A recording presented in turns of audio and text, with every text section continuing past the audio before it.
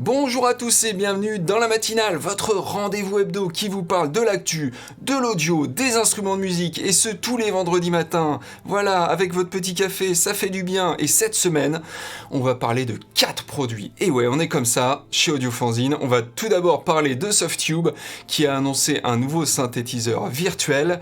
On va parler d'UVI, les Français d'UVI qui ont annoncé aussi la sortie d'un égaliseur, mais pas comme les autres, vous allez voir, il y a un petit twist assez intéressant. Roland annonce aussi un système qui permet de faire du MIDI mais en Wi-Fi. Plutôt sympa pour ceux qui n'aiment pas les câbles comme moi.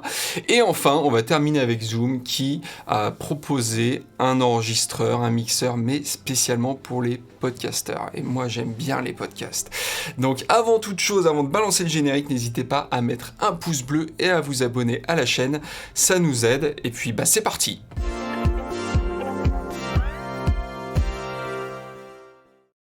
On commence donc avec Softube qui a annoncé un nouveau synthétiseur virtuel qui n'est autre que une modélisation de Minimoog, donc le fameux synthé des années 70. Alors c'est une modélisation qui se veut assez proche de l'original, c'est monodique, c'est-à-dire que vous pouvez jouer qu'une seule note à la fois, c'est une modélisation composant par composant, mais il y a quand même quelque chose, certaines choses en plus, notamment la possibilité de faire du doublage, comme si vous doubliez votre Moog avec un autre Minimoog, parce qu'il faut savoir que le Minimoog c'est un synthé analogique, donc d'une certaine manière, il n'y en a pas deux qui sonnent pareil, donc si vous doublez deux fois la même piste mais avec deux Minimoog différents, ça va faire un effet assez spécial, et surtout que là on peut créer un champ stéréo avec ce doublage, donc c'est très intéressant. La chose intéressante si vous êtes déjà client chez Softube, c'est que par exemple si vous avez Amprum, donc qui est un logiciel chez eux plutôt orienté guitare, mais plutôt ampli donc dans une pièce, d'où le nom Amprum, et ben si vous avez ce modèle 72, vous aurez un filtre et un suiveur d'enveloppe en plus dans Amprum. De même, si vous avez Modular, ça va rajouter 7 modules, donc tirés de ce modèle 72 dans Modular. Très sympathique de la part de Softube.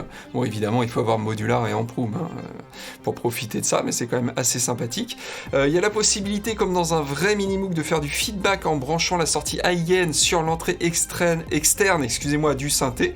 Et ça, c'est une caractéristique qu'on voit pas souvent ailleurs, donc c'est très intéressant. Il y a un panneau supplémentaire aussi pour accéder à des réglages fins, notamment le comportement des oscillateurs. Il y a un des 3 oscillateurs qui peut servir à moduler le signal. Il y a un VCF 4 pôles passe-bas avec contrôle de résonance, un générateur d'enveloppe, et le prix, enfin le prix de ce modèle 72, c'est 99 € pour l'instant, avant de passer à 159 € un peu plus tard. Il y a une version de démo disponible, vous pouvez l'essayer, vous pouvez regarder les vidéos de Softube, mais vous pouvez aussi l'essayer directement, ce que je vous propose de faire tout de suite, après avoir fini la vidéo, la matinale bien sûr, restez jusqu'au bout. Et donc voilà, une annonce très sympa de Softube. On passe à UVI sans plus tarder, qui a annoncé Shade. Donc Shade, qu'est-ce que c'est ? C'est un égaliseur avec 35 types de filtres. C'est juste énorme. Moi, je sais pas si j'ai déjà vu un égaliseur avec autant de filtres. Il y a des filtres résonnants avec 2 Q. Ça aussi, c'est une caractéristique que j'ai pas vue souvent ailleurs. Un Q up et un Q down, et ça permet de faire des filtres asymétriques. Donc c'est très intéressant. Il y a un filtre de type phaser, un filtre en peigne aussi. Et il y a des pentes, accrochez-vous bien, qui proposent jusqu'à 2000 dB par octave. Oui, vous avez bien entendu, 2000 dB par octave. La semaine dernière, je vous avais parlé d'un plugin qui proposait 150 dB de gain. Et voilà, 2000. Alors ça n'a rien à voir, d'un côté on a du gain et là des décibels par octave. Ok, mais 2000, je sais pas si vous vous rendez compte. Moi j'aurais bien aimé qu'ils arrivent à dépasser 9000 quand même pour faire over 9000, mais bon, 2000 dB par octave, c'est une pente, moi personnellement je veux pas descendre ça en ski quoi. Il y a donc des filtres numériques, des modélisations analogiques non linéaires aussi, mais, et surtout mais, parce que jusque là vous allez me dire oui ok bon c'est un super IQ mais bon il n'y a rien de bien folichon non plus. Eh ben si, parce qu'il y a des modulations et ça clairement ça fait rentrer le plugin dans le design sonore. Clairement, il y a 9 types de modulateurs, il y a du XY, du macro, du spread, du random, des LFO, de l'enveloppe, du figure, des générateurs d'enveloppe multi-segments et des suiveurs d'enveloppe. Et vous pouvez utiliser ces 9 types de modulateurs et surtout les destinations, donc vous pouvez moduler tout avec, tout simplement, vous pouvez tout moduler. Et le système a l'air assez bien fait, l'interface graphique a l'air assez bien faite, parce que c'est à base de drag and drop, donc de glisser-déposer en français. Vous prenez un modulateur et vous glissez-déposez sur le potard virtuel que vous voulez. Vous pouvez aussi faire de l'intermodulation, c'est assez énorme. Je vous l'ai déjà dit, ouais, des macros aussi, c'est assez énorme. Et donc, du coup, on peut faire plein de choses. Et c'est ça aussi qui est intéressant, on peut faire des effets de flanger, phaser, on peut le transformer en EQ dynamique, tout simplement, vu qu'on peut du coup faire un suiveur d'enveloppe. Alors, deux choses assez intéressantes aussi concernant ce shade d'UVI, c'est que d'une part, le UVI promet une très faible latence, donc ça c'est assez important, et d'autre part, ils promettent aussi une consommation CPU très faible. Donc a priori, vous pourrez en mettre sur toutes vos pistes, il n'y a pas de problème, l'utiliser comme un égaliseur et éventuellement plus si affinité avec les modulations et tout ça, mais c'est une information quand même assez importante et assez intéressante. Le prix! Quel est le prix? Le prix, il est de 79 € avant de passer à 129 € le 31 octobre. Et tout comme le modèle 72 de Softube, il y a une version d'essai de 15 jours complète. Donc pareil, n'hésitez pas à l'essayer, vous pouvez aller voir les vidéos du VI, il y en a quelques-unes intéressantes, mais surtout vous pouvez essayer le plugin directement chez vous. Et ça, c'est quand même assez irremplaçable.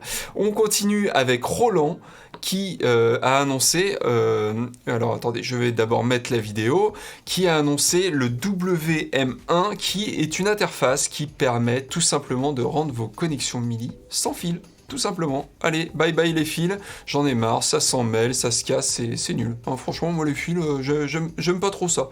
Et donc, ce module, il est compatible Bluetooth avec les Mac et les iPhone, iPad. Première chose intéressante. Il est proposé aussi avec un dongle USB qui permet de le rendre compatible avec n'importe quel PC sous Windows ou sous Mac, sachant que si vous utilisez ce dongle USB, vous aurez moins de latence, vous aurez 3 millisecondes de latence. Donc ça, c'est quand même quelque chose d'assez intéressant à savoir. 3 millisecondes de latence, franchement, c'est pas mal quand même pour un système sans fil. Ils promettent 10 mètres de portée, et ça utilise la fréquence de 2,4 GHz, donc comme le Wi-Fi. Vous pouvez y brancher jusqu'à 4 machines en mode normal et 2 en mode rapide.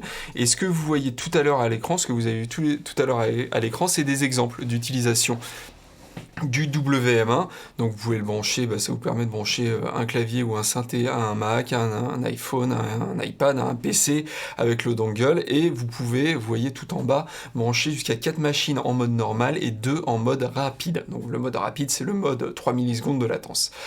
Au niveau de l'autonomie, Roland assure que vous allez pouvoir vous en servir pendant 60 heures. Donc une belle autonomie quand même, avec une seule pile AAA, donc c'est les toutes petites piles. Sympa. Le prix, il n'a pas été communiqué officiellement, mais moi je suis un petit gredin et j'ai regardé sur internet, il est référencé à 69 € dans un magasin. Donc voilà, ça a l'air d'être le prix en tout cas de ce WM1, et personnellement 69 €, je trouve ça plutôt sympa comme prix. Allez voir, n'hésitez pas à aller voir du côté de CME aussi, qui propose des systèmes Wi-Fi sans fil, MIDI sans fil, plutôt excusez-moi, qui utilisent le Wi-Fi. Donc n'hésitez pas à comparer un petit peu, parce que CME, ils étaient un petit peu les premiers là-dessus, mais en tout cas, la proposition de Roland a l'air très très très sympa.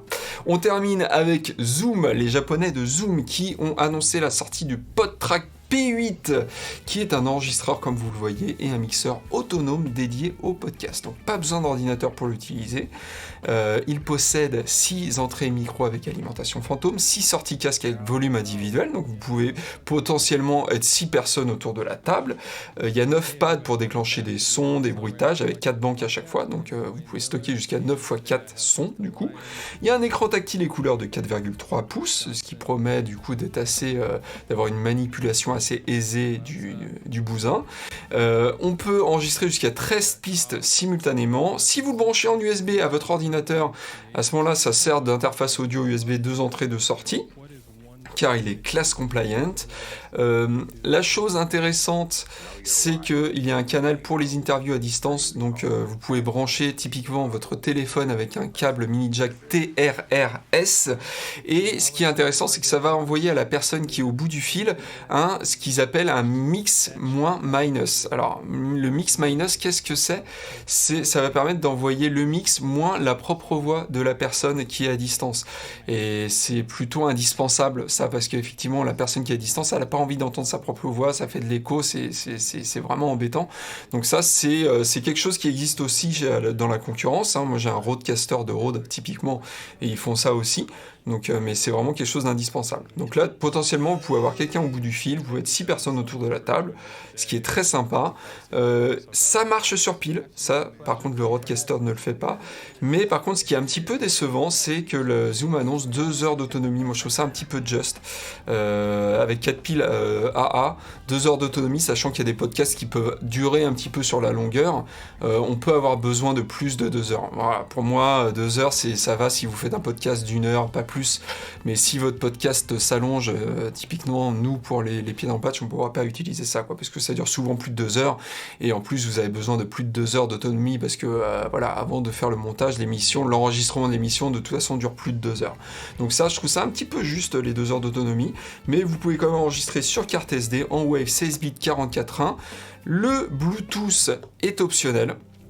Ça aussi, c'est une grosse différence avec le Rodecaster de Rode. Là, il va falloir débourser un peu plus d'argent. J'ai pas vu combien ça coûtait exactement, mais si vous voulez utiliser votre smartphone en Bluetooth, il va falloir dépenser pour un module supplémentaire, ce qui n'est pas le cas donc pour le Rodecaster.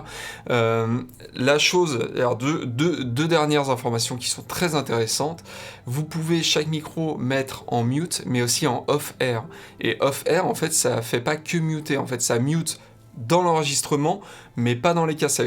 Par exemple, si vous avez besoin de communiquer avec les gens qui sont autour de vous, mais vous n'avez pas envie que vos voix soient dans l'enregistrement final, et ben vous mettez off-air et vous pouvez parler entre vous. Voilà, si vous avez des choses à dire, par exemple pendant la diffusion d'une vidéo ou autre, c'est un truc très intelligent de la part de Zoom de proposer ça.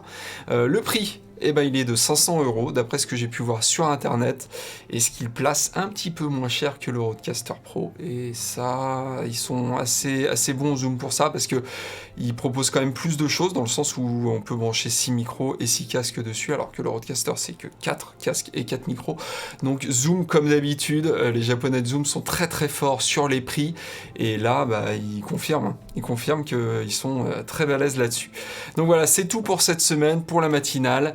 N'hésitez pas à mettre un pouce bleu, à vous abonner à la chaîne, comme je vous le dis souvent, ça nous aide à pousser un petit peu la chaîne. Si vous voulez aussi mettre la petite cloche pour vous tenir informé des nouvelles vidéos, on en sort maintenant plusieurs par semaine. Il y a les 2 minutes d'Arnaud, alias Lostinho, il y a plein de vidéos aussi de Simon, sur le beatmaking, sur le synthé aussi avec Arthur, il y a plein de choses. Donc voilà, en tout cas, passez une bonne journée, et puis à très bientôt, ciao.